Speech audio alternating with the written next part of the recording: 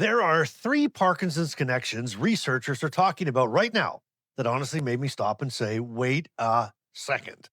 Because one of the hardest parts of Parkinson's is realizing how much of the story may have been sitting right in front of us.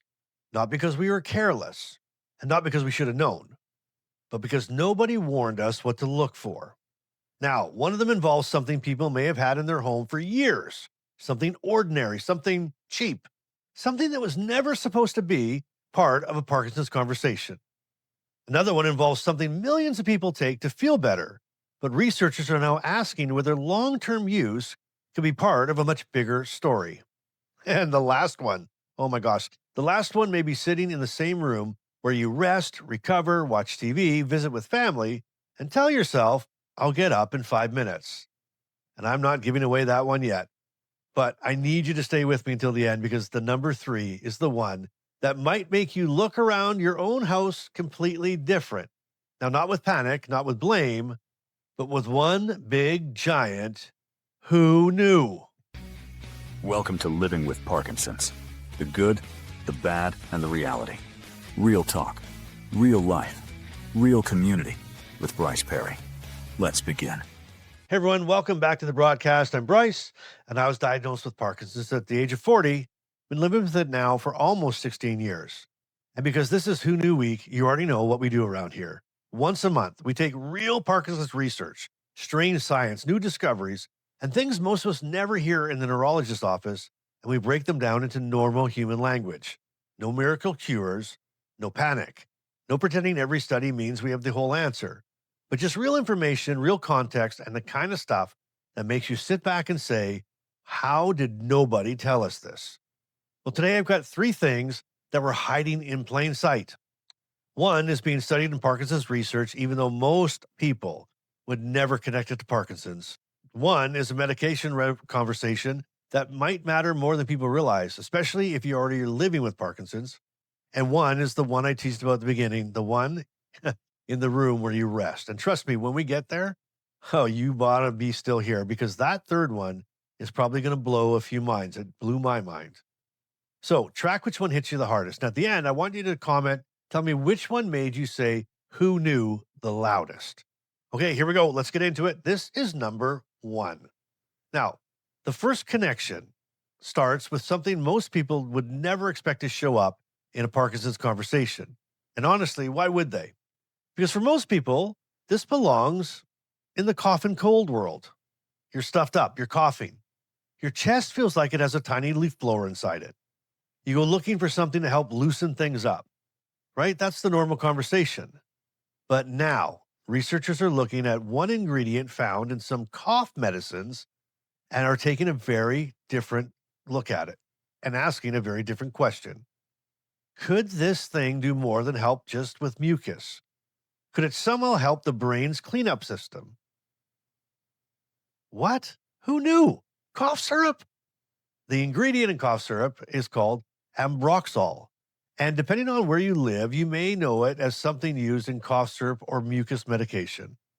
Now, let's keep this into plain English. Inside the brain, cells have cleanup systems. They have to clear out waste, damaged material, and proteins that do not belong there.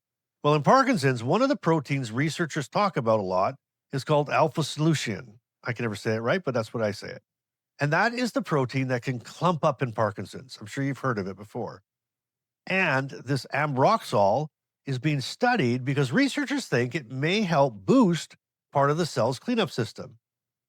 Now, that doesn't mean that Parkinson's has a proven treatment yet. It does not mean you should run out and buy cough syrup. And please do not start experimenting with this on your own because Bryce said the words cough syrup and Parkinson's in the same sentence. That is not what we're doing here. What we are saying is this. Researchers are studying whether something originally used for cough and mucus could possibly help the brain clear out some of the stuff connected to Parkinson's. That is the who knew moment. A cough medicine ingredient, not some $1 million machine, not some brand new sci-fi drug with a name that sounds like a robot sneezing, but a cough medicine ingredient. And now it's being studied in Parkinson's. That is absolutely wild. So again, this is not a go take it moment. This is a researchers are looking in places that we've never expected moment. And for a disease where so many of us are told to manage symptoms, adjust our meds, stay active, and wait, it matters when science starts asking new questions. Because with Parkinson's, we need new questions. It needs people looking into the obvious places, and apparently, it also needs people looking into the cough syrup aisle. Who knew? Who knew? All right, that was wild. And that brings us to number two. But before we go there, I want you to stay with me again because number three is still coming. And number three is the one I think people are going to be talking about in the comments and for some months ahead. Because number one is surprising, number two is practical, but number three is sitting way too close to home. Okay, anyway, let's talk about number two.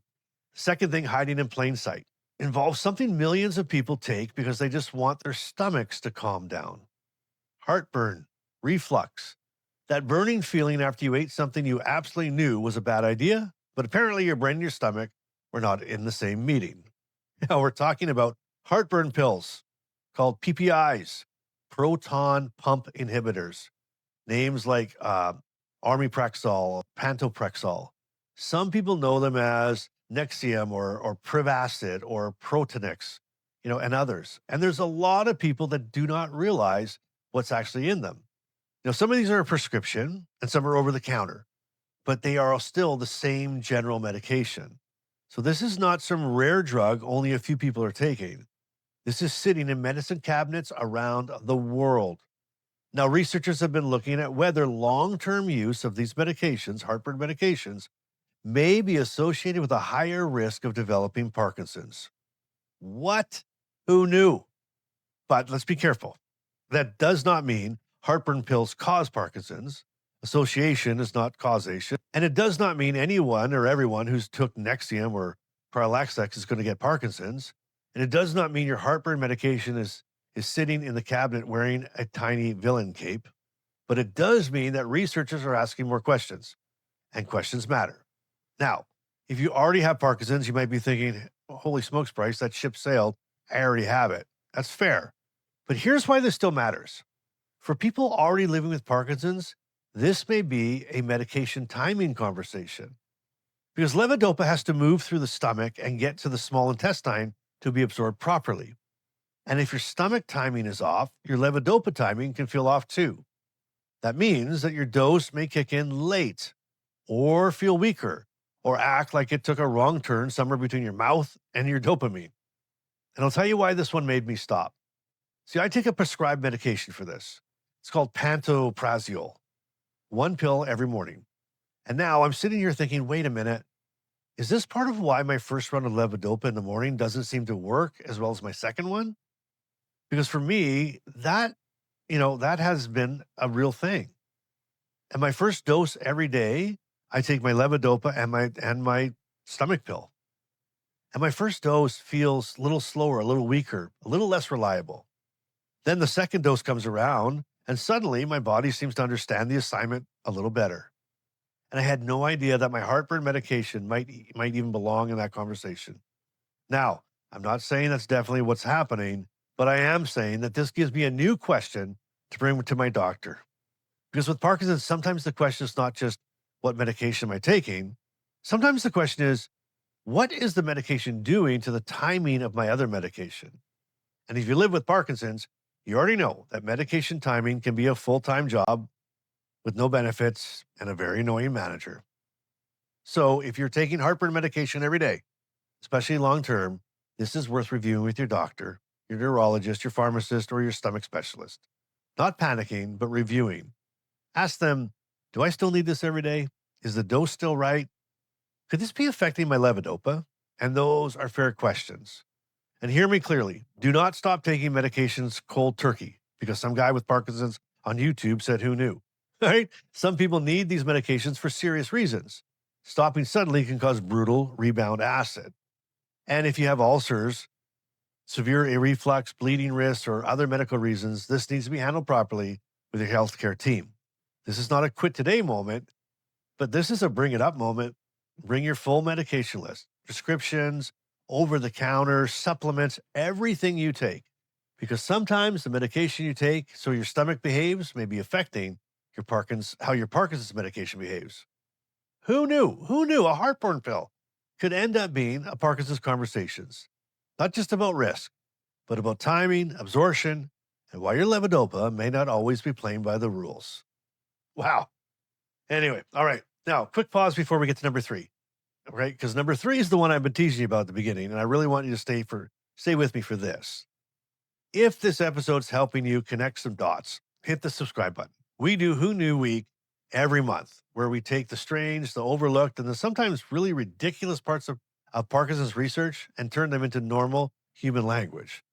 And if you know someone who's living with Parkinson's or somebody caring for someone with Parkinson's, then share this episode with them. Not to scare them, not to diagnose them, but because people are walking around every day with pieces of their story that nobody ever helped them connect. Okay, now we need to talk about the one I teased you about at the beginning. And I'll be honest with you.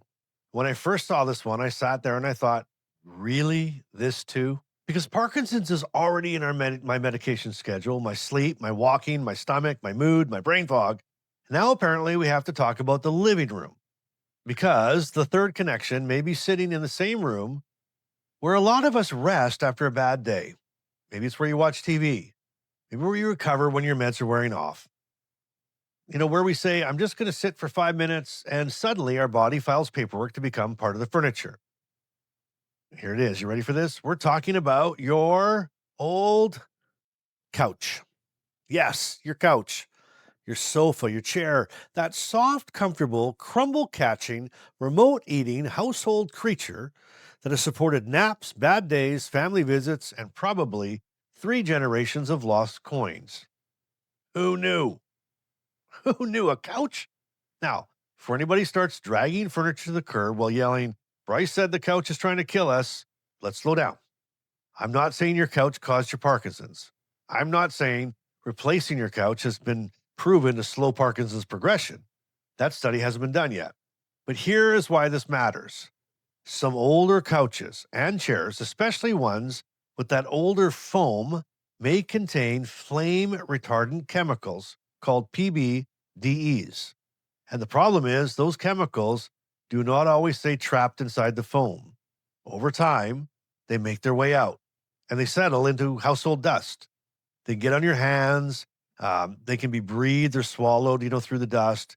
So this is not just about something that you may have been exposed to years ago. This could be about something still sitting in your house right now.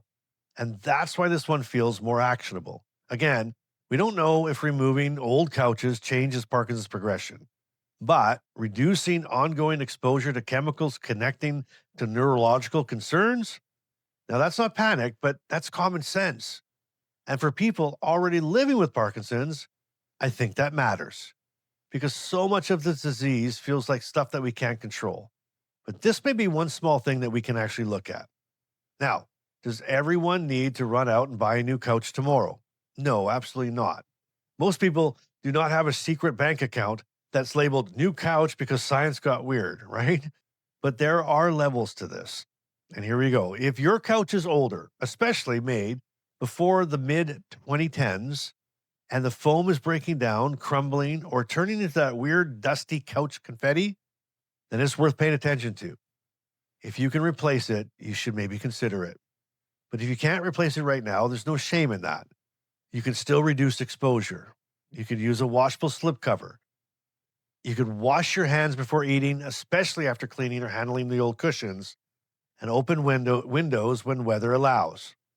And try not to let kids play with old exposed foam, especially if it's falling apart. And that's it. Now, no panic, no guilt, but some practical steps because nobody bought a couch thinking about Parkinson's, right? Like nobody walked into a furniture store and said, excuse me, does this love seat come with any long-term dopamine-related environmental concerns?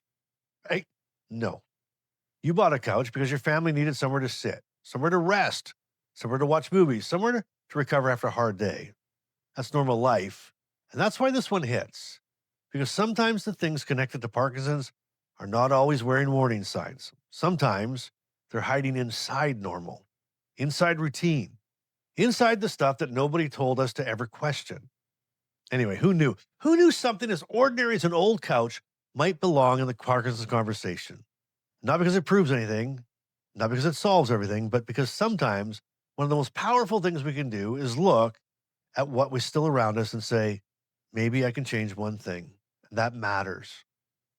And here's what Carmen, my wife, wrote to me to read to you today. From a care partner's point of view, the couch one hit me the hardest because it's so normal. Nobody buys a couch thinking about chemical exposure. You buy it because your family needs somewhere to sit, somewhere to rest, somewhere to hang out. And when you're living with Parkinson's, that couch may become part of your routine in ways people outside the house don't even understand. It may be where your person rests when they're exhausted. It may be where they sit when the medication is wearing off. It may be where they recover after trying to push through a day that took too much out of them.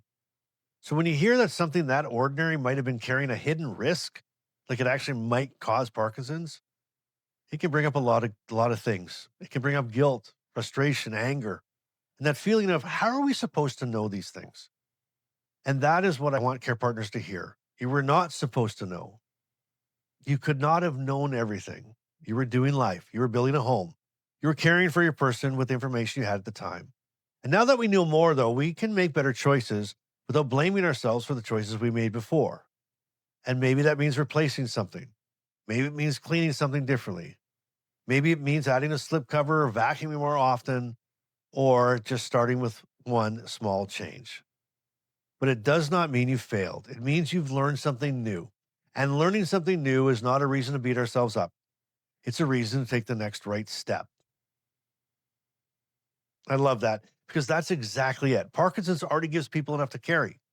We do not need to add guilt to the backpack. We need truth. We need options. We need grace. Sometimes we need to look at things, something so ordinary in our house, and say, okay, now I know.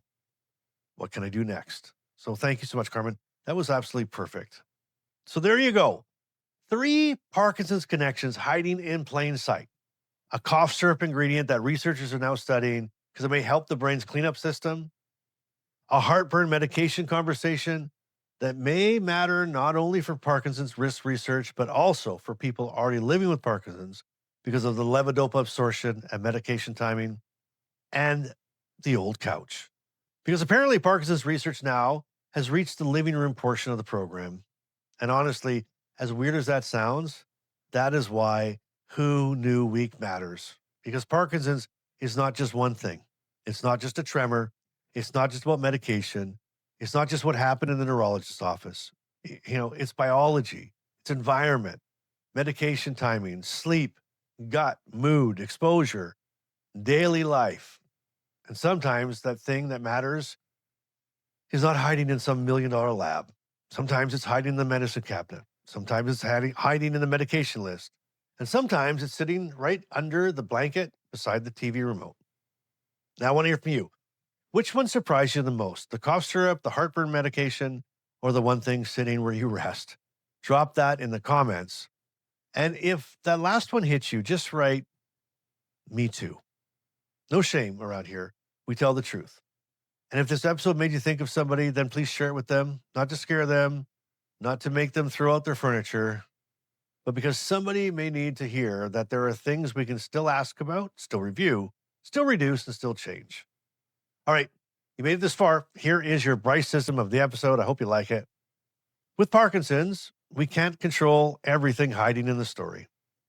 But when something's hiding in plain sight finally shows itself, we do not need blame.